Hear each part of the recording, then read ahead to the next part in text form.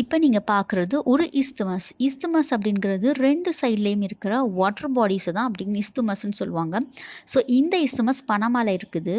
இந்த இஸ்துமஸ் கிட்டத்தட்ட 60 மில்லியன் இயர்ஸ்க்கு முன்னாடி தானாகவே உருவான ஒரு லேண்ட் ஸ்ட்ரிப் அப்படின்னு சொல்லப்படுது.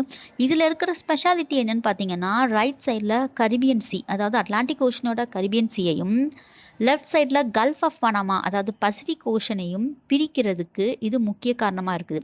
அது மட்டும் இல்லாம நார்த் அண்ட் சவுத் அமெரிக்கா 2 கண்டங்கள இணைக்குது, 2 கடல்கள பிரிக்குது.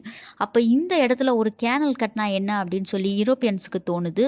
ஆனா அவங்க கட்ட வரும்போது பல லட்சக்கணக்கான பேர் வந்து நோய்களுக்கும், டெரைன் அப்படின்னு சொல்லப்படுற ஜங்கிள்ஸ் அண்ட் மவுண்டன்ஸ் அதெல்லாம் இடிக்கிற போதும் பல லட்சம் பேர் இறக்குறதுனால, அவங்க இந்த கேனல் கட்டுறத விட்டுட்டு அவங்க போயிடுறாங்க. அதுக்கப்புறமா அமெரிக்கன்ஸ் எப்படி கட்டி முடிச்சாங்க அப்படிங்கிறத ஒரு ஃபுல் வீடியோவா நம்ம சீக்கிரமா நம்ம சேனல்ல பார்க்கலாம்.